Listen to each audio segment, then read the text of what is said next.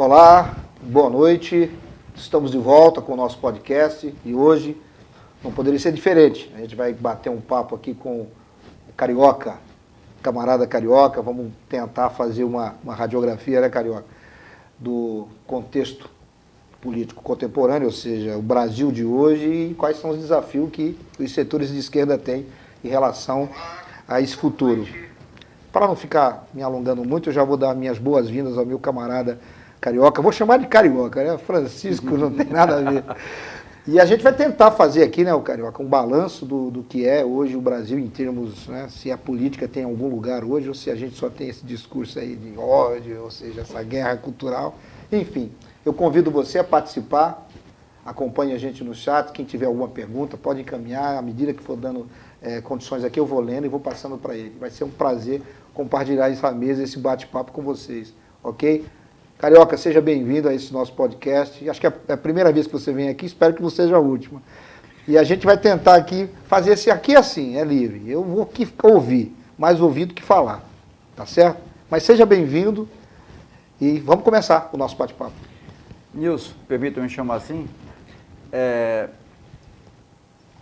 Eu aqui agradeço aqui a direção do pessoal, na sua pessoa, que foi meu colega de universidade, na condição de professor, foi candidato na última eleição e seguramente tem muito a dizer aqui a respeito da política.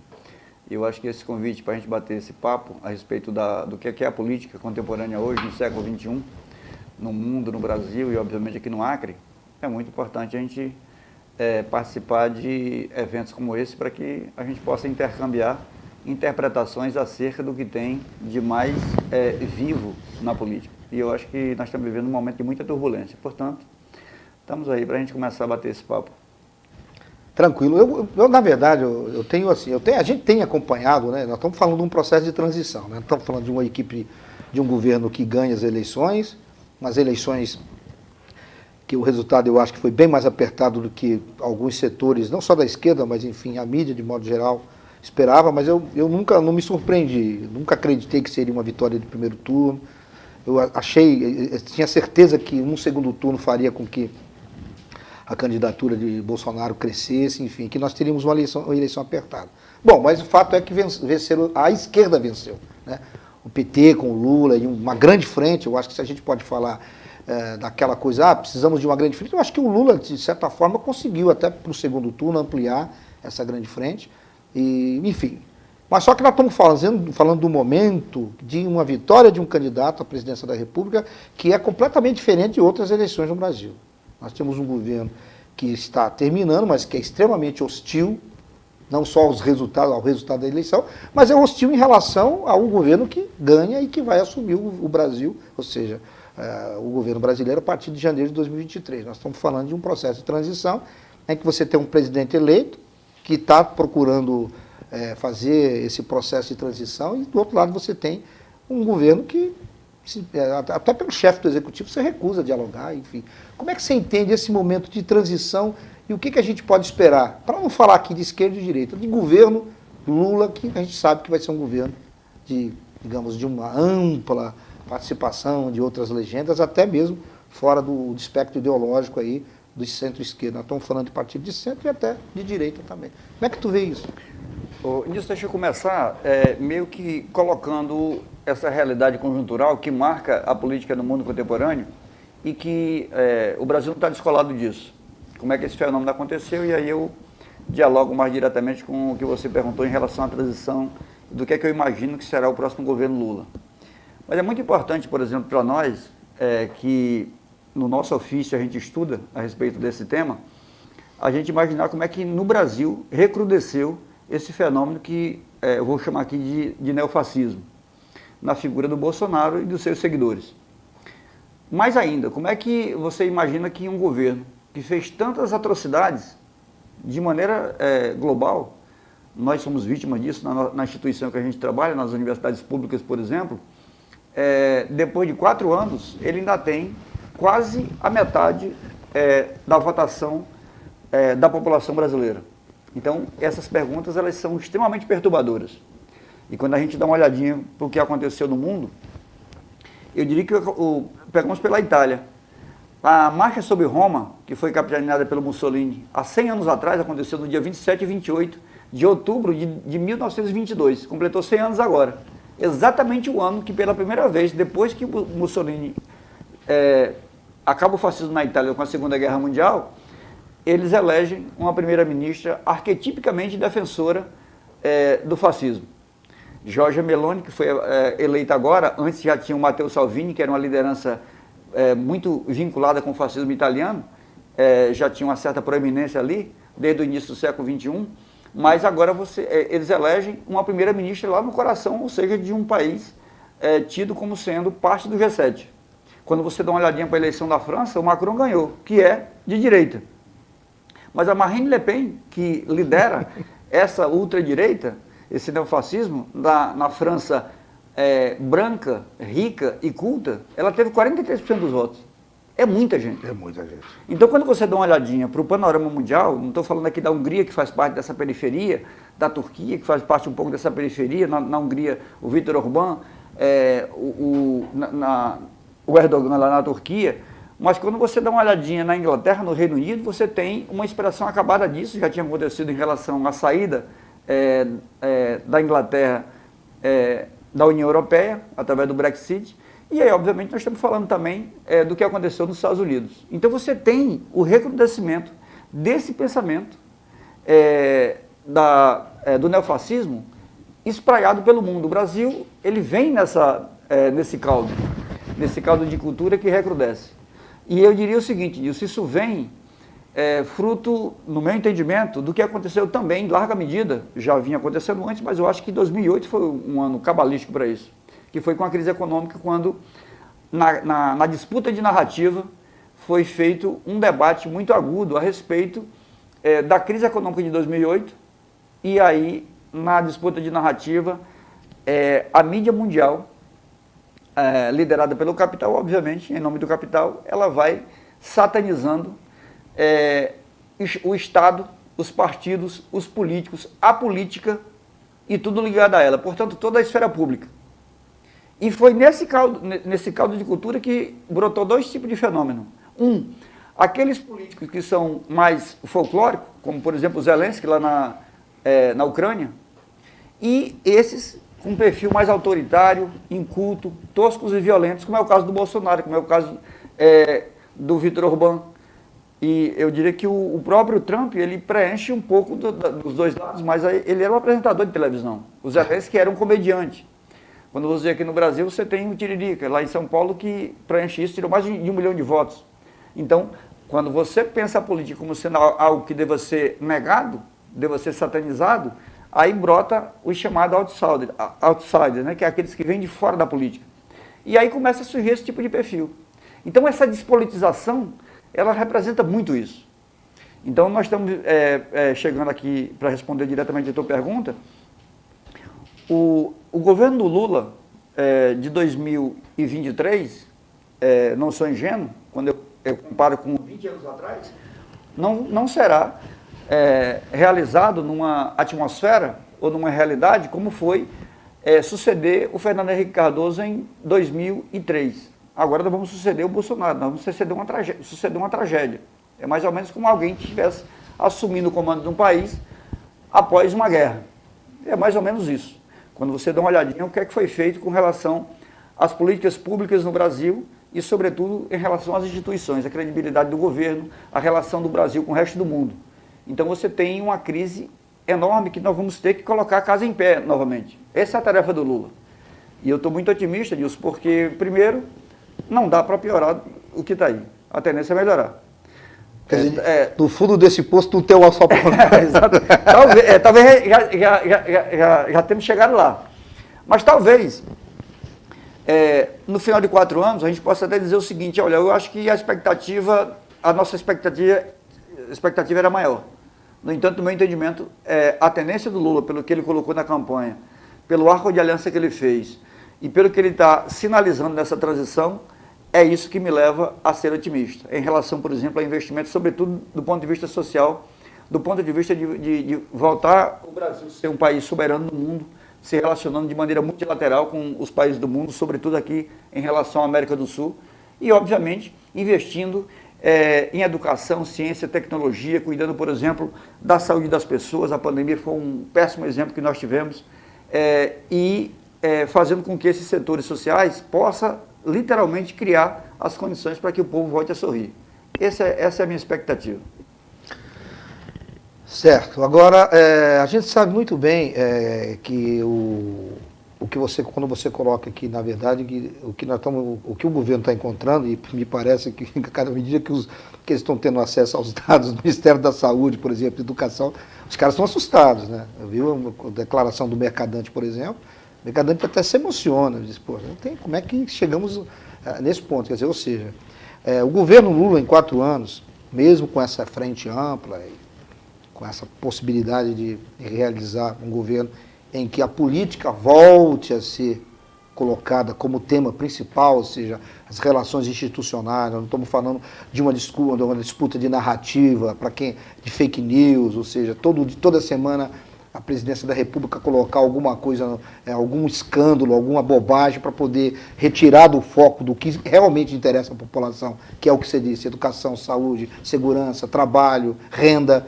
Quer dizer, então nós vamos entrar agora, você acha que é possível, em 4 anos, o governo, será que o Lula vai ter essa condição física e mental de, em 4 anos, ele reorganizar esse espaço, esse debate público, sabe, essa relação mais institucional? Ou você acha que... E eu estou falando isso por quê? Porque isso é fundamental, depois a gente vai se alongar um pouquinho mais com relação a esses desafios, porque nós estamos falando de uma estrutura de uma extrema-direita, que você bem colocou aqui introdutoriamente, ela é um fenômeno mundial, né? E ela tem a mesma estratégia no mundo inteiro. Disputa de narrativa, guerra cultural, né? E essa coisa do discurso do ódio, a eliminação do outro. Quer dizer, nós não estamos falando de um jogo político que a gente está acostumado a jogar. O PT, o Lula, o MDB, enfim, todos os grandes partidos. Nós estamos falando de uma outra coisa, em que a política ela perde lugar para essa guerra cultural, para essa narrativa de costume, enfim, que não é uma coisa, obviamente, dos últimos 20 anos. Né? Eu estava vendo uma entrevista com um professor da USP, e ele estava falando exatamente quando ele identifica isso, em 92, na disputa do Partido Republicano, o George Bush pai e o candidato que se apresenta como alternativa dentro do republicano, que introduz esse debate, que é um debate que ele chama de quem irá conquistar a alma do povo americano. Nós estamos vivendo no Brasil, né, quase 30 anos depois, quem é que quer, ou quem vai conquistar a alma do povo brasileiro? Porque é disso que nós estamos falando. Nós não estamos falando da política, né, aquele jogo, nós estamos falando de um discurso de ódio, de uma guerra cultural, em que o objetivo é quem vai conquistar, né, através desse discurso, a alma. Segundo eles, né, estou falando, obviamente, dos setores mais progressistas. Você acha que em 4 anos tem como você vencer esse obstáculo e construir uma alternativa política que não seja, obviamente, o Lula, porque ele já descarta, para ocupar, enfim, dar prosseguimento a essa reintrodução do Brasil no processo civilizatório? A primeira coisa, Nilson, é fundamental a gente caracterizar o que é que deva ser o governo Lula. Para mim vai ser um governo de muita disputa. É um governo em disputa. Então, quando você dá uma olhadinha para a correlação de força que foi estabelecida durante a eleição, então a gente nunca imaginava que, num dado momento, PT e PSDB, que rivalizaram ao longo dos últimos 20 anos no Brasil, se você pegar de 94 até 2014, a disputa no Brasil para presidente da República era PT e PSDB. 2 anos do Fernando Henrique Cardoso, 94 e 98, depois o Serra em 2002, o Alckmin em 2006, o Serra novamente em 2010 e o Aécio em 2014. E 20 anos de PSDB numa disputa direta com o PT.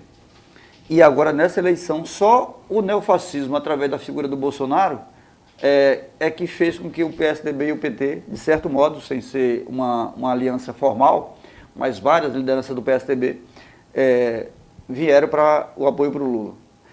Isso é muito importante para você dar uma olhadinha da complexidade que foi esse momento. Então, para derrotar o neofascismo, foi fundamental fazer essa aliança a mais ampla, a aliança, eu diria, do período republicano.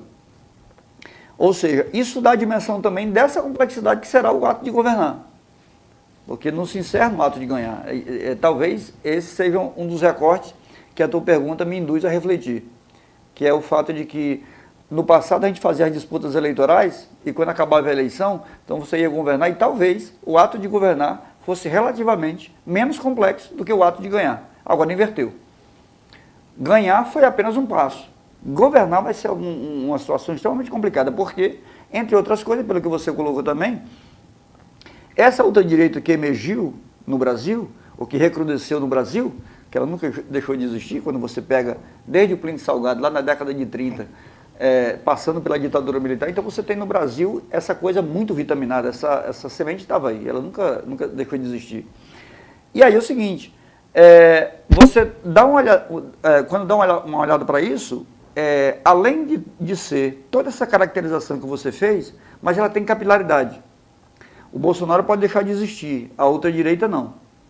E eles provaram nessa eleição que há uma inserção social muito forte e um grau de mobilização também muito forte, muito intenso. Agora, o governo do Lula será em disputa, como eu estou colocando, o governo em disputa, porque o grande capital, no outro dia que o Lula ganhou, ele já está fazendo pressão para ter, digamos assim, a indicação do futuro ministro da Fazenda como sendo uma pessoa à imagem e semelhança do que o mercado quer. Por exemplo, isso é disputa. O pessoal do agronegócio vai continuar querendo, por exemplo, as benesses e os subsídios vindo do Estado, e eles têm um enorme poder, nós sabemos disso no interior do Congresso. Isso é disputa. Nós, servidores públicos federais, por exemplo, desde 2017 não temos aumento. Nós vamos disputar, por exemplo, isso, dentro do governo do Lula. Isso é disputa. Todos aqueles que defendem o próprio Lula, por exemplo, que vai fazer valer as questões das políticas sociais, ele vai ter que disputar isso dentro do orçamento, para fazer com que o Bolsa Família seja pago, seja recuperado de novo o programa Minha Casa Minha Vida, os programas de saúde, para que novos programas, assim como aconteceu no passado, o SAMU, a Farmácia Popular, as UPAs, a gente cria novos programas também na área de saúde, isso é disputa, esse dinheiro vai sair da onde? Como é que vai ser a disputa com o grande capital com relação, por exemplo, à tributação das grandes fortunas? Isso é disputa. Então nós vamos ter tudo isso. E dentro disso tem um elemento fundamental, que eu acho que está embutido aí na tua reflexão, que é essa relação com o Congresso Nacional. Como é que vai ser isso? Para que a gente possa modificar, por exemplo, o teto de gasto. Como é que a gente vai conviver com o teto de gasto? Assim como a Jabuticaba, o teto de gasto só no Brasil, nos países considerados, digamos assim, mais emergentes do mundo, além dos mais ricos, existe uma figura absolutamente esquizofrênica como o teto de gasto. E aí, quando a gente discute isso, para modificar o teto de gasto, você tem que ter uma votação num Congresso de 513 deputados, que você tem que ter 3/5 para votar em 2 turnos, de 308. A esquerda elegeu 132. E como é que faz? Então, esse grau de complexidade é muito grande para você ter que operar. Nós estamos vivendo um quadro na nossa conjuntura política, Nilson, onde o movimento social sofre, não é só no Brasil, é no mundo também, um arrefecimento enorme. O presidente Lula vai precisar das ruas. Não foi só na eleição, não. Ele vai precisar durante o seu governo, para que haja, inclusive, pressão sobre o Congresso também. Agora, essa relação com o Congresso, para você constituir maioria, ela também requer uma relação de mão dupla, ela requer concessões. Qual é o tamanho da concessão que o presidente Lula fará, por exemplo? Nós vamos ter que fazer pressão, por isso o governo também é em disputa, para que o presidente Lula, quando for fazer concessões, não faça ao ponto, por exemplo, de dilacerar aquilo que foi prometido na época da campanha. Para que a gente possa, digamos assim, sonhar com todos esses programas que eu acabei de falar, em relação à área social, em relação à ciência e tecnologia, por exemplo, em relação à soberania do Brasil, do mundo, para que a gente não renuncie a isso e o Brasil continue. Agora, essa relação com o Congresso, no meu entendimento, no primeiro momento, é o que tem de mais complexo. Se a gente vai conseguir redefinir ou reconfigurar um modelo civilizatório que foi absolutamente dilacerado pelo governo que passou, inclusive pelo próprio exemplo do presidente, eu acho que essa é a disputa. É como se o Lula está diante, no meu entendimento, do maior desafio da vida dele. Quando ele sai da presidência, o Brasil chegou a ser a sexta economia do mundo, já estava apontando, já estava aparecendo no retrovisor para ser a quinta economia do mundo, e o Bolsonaro vai entregar com o Brasil sendo a 10ª economia do mundo, 11ª economia do mundo. Então, criar as condições para que o Brasil continue sendo um país que...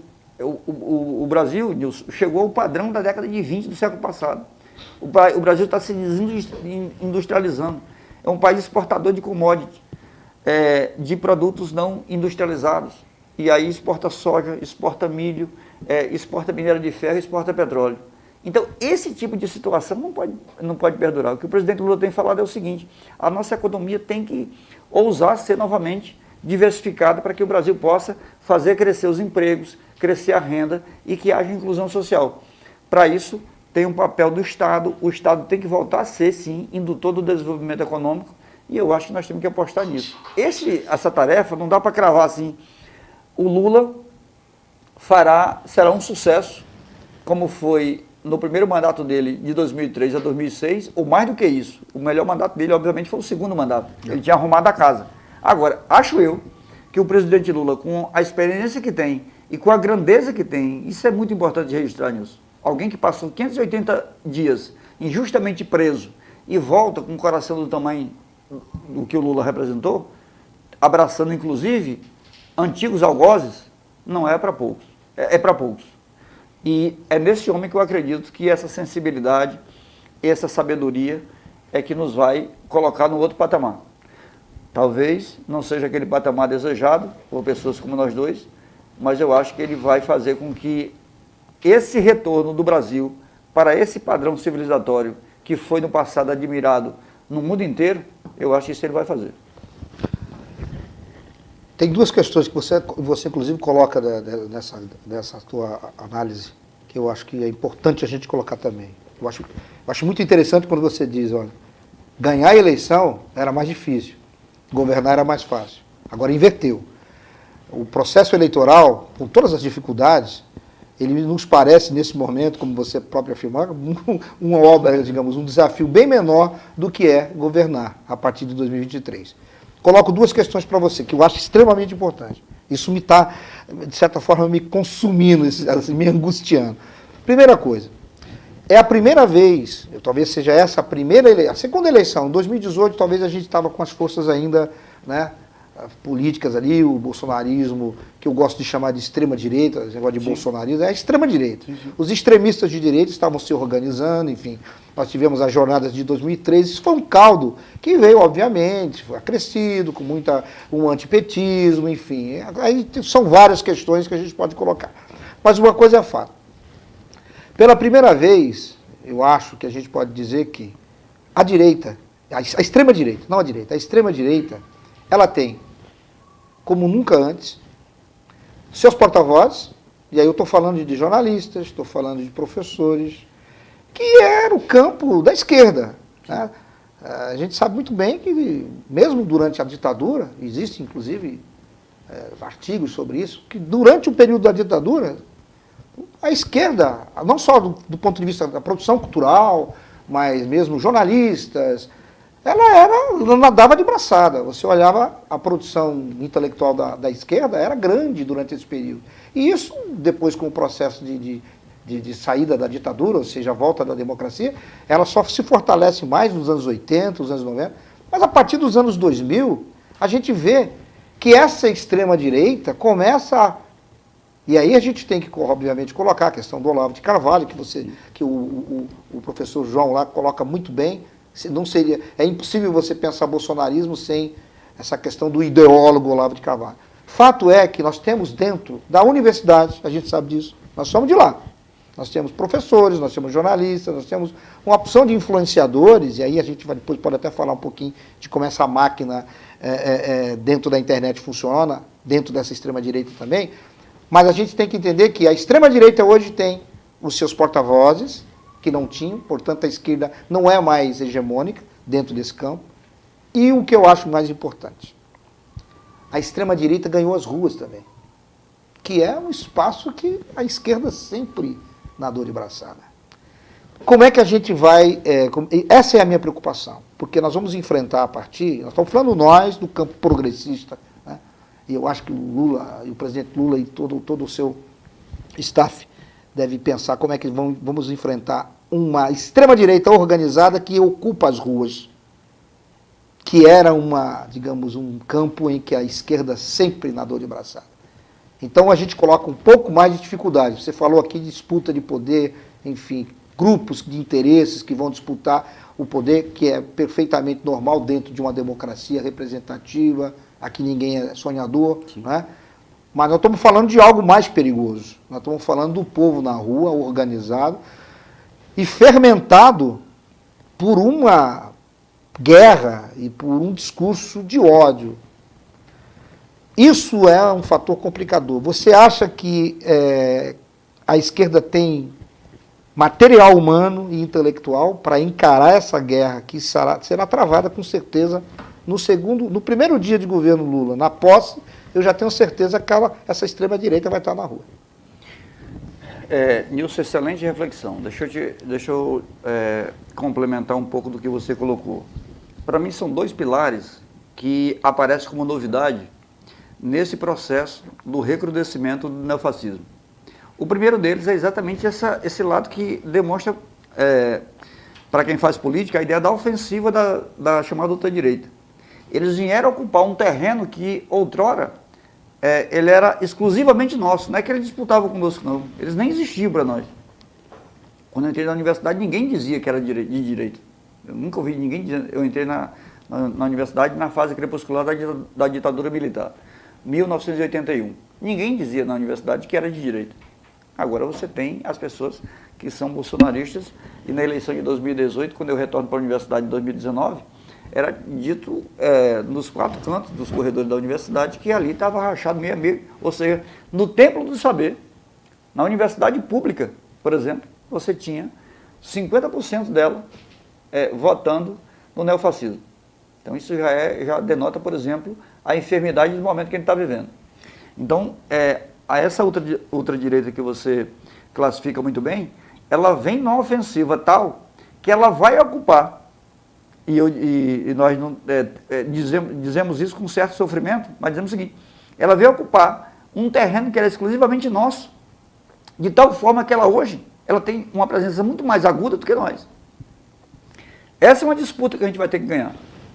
Agora, uma coisa eu te falo da seguinte forma: para essas pessoas que operaram, e está ficando cada vez mais claro, inclusive na transição, a gente já sabia um pouco disso um pouco antes, mas na transição ficou muito claro, a utilização do Estado foi muito forte para impulsionar esse tipo de procedimentos. Tá? Agora o Estado, o Poder Executivo, não vai ficar da mão deles. Isso tem uma diferença. Então, esse impulsionamento do poder do governo federal em relação a ser um elemento facilitador para esse tipo de mobilização, para esse tipo de enfrentamento à esquerda, isso é uma outra coisa. Isso é um dos pilares que eu estava querendo te colocar. O segundo é que tem uma novidade, que visivelmente a direita tem demonstrou mais capacidade de operar do que nós, que é essa questão das redes sociais com relação à política. A nova comunicação, novo tipo de comunicação, essa comunicação digital, para fazer política de maneira a comunicar e fazer as informações, induzir pensamentos, sentimentos, de um modo geral. Comprovadamente a gente observa isso. Nós lemos o mesmo livro e ficamos devidamente maravilhados quando lemos Os Engenheiros do Caos, do Giuliano da Empoli, que é um sociólogo italiano, e ele faz diagnósticos maravilhosos em relação a isso. E isso já estava presente também naquele documentário O Dilema das Redes. E isso vem de um livro que eu li recentemente, de uma socióloga americana, chamada Shoshana Zuboff, A Era do Capitalismo de Vigilância. Ela fala exatamente isso, de que uma notícia mentirosa, ela circula pelo Twitter 6 vezes mais rápido do que uma notícia verdadeira. E ela faz um estrago muito maior. Nós estamos falando não só de que eles utilizam isso de maneira mais competente do que nós, mas o fazem sem escrúpulo nenhum. Então a pergunta que não quer calar é o seguinte: nós utilizaríamos o mesmo procedimento que eles utilizam para fazer valer uma narrativa, ainda que mentirosa? Obviamente que não, nós nunca vamos indicar isso. Então, desde que eu me entendo quando comecei a militar na política, eu ouvia nos inúmeros cursos de formação que eu participei e depois dos que eu ministrei, a ideia de que era fundamental você formar militante que tivesse como um dos princípios a orientar a sua conduta militante, a ideia de que política e ética são coisas indissociáveis. Não cabe a fake news nisso.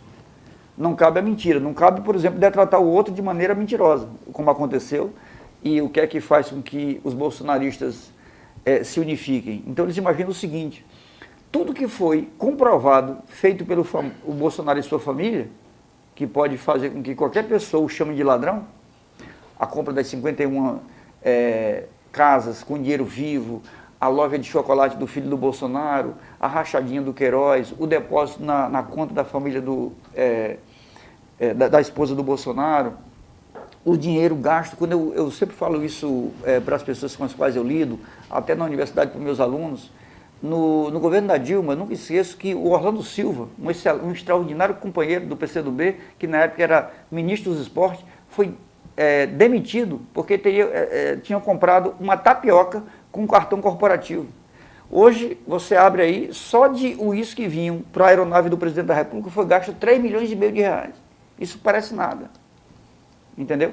Então, nós vamos ter que lidar com esse tipo de complexidade, mas só daqueles que acham que essa mudança, o Poder Executivo agora, na mão da esquerda, vai dar uma freada na sangria que estava saindo, por exemplo, de dinheiro do orçamento público para drenar sites, blogs, um monte de influenciadores da direita que estava sendo bancado com dinheiro público.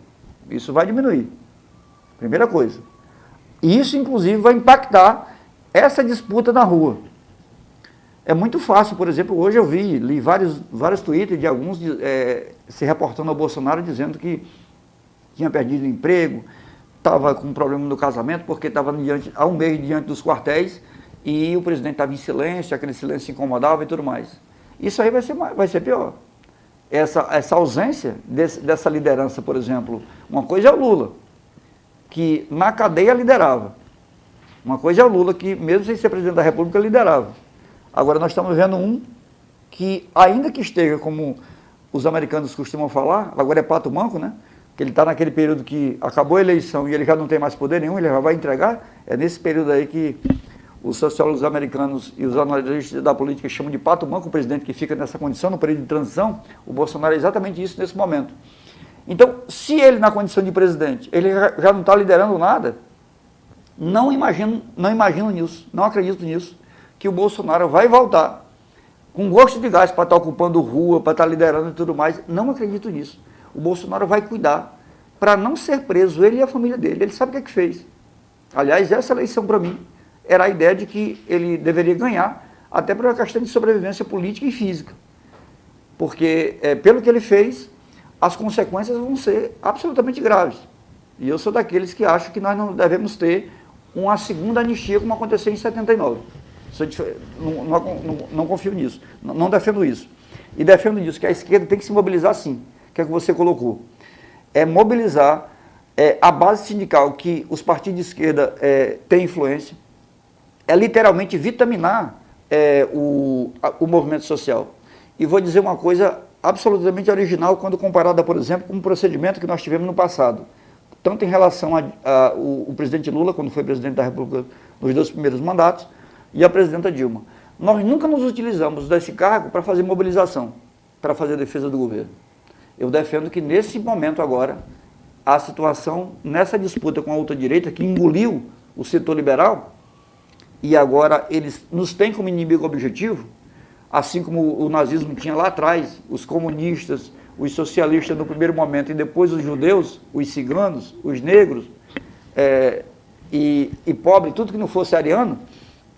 Os italianos a mesma coisa, primeiro os comunistas, os socialistas, e depois tiveram um flerte com tudo isso. E hoje, por exemplo, esse neofascismo espalhado pelo mundo, sobretudo na Europa, eles têm os imigrantes como sendo seu grande inimigo, assim como nos Estados Unidos. Foi assim que o Trump ganhou a eleição.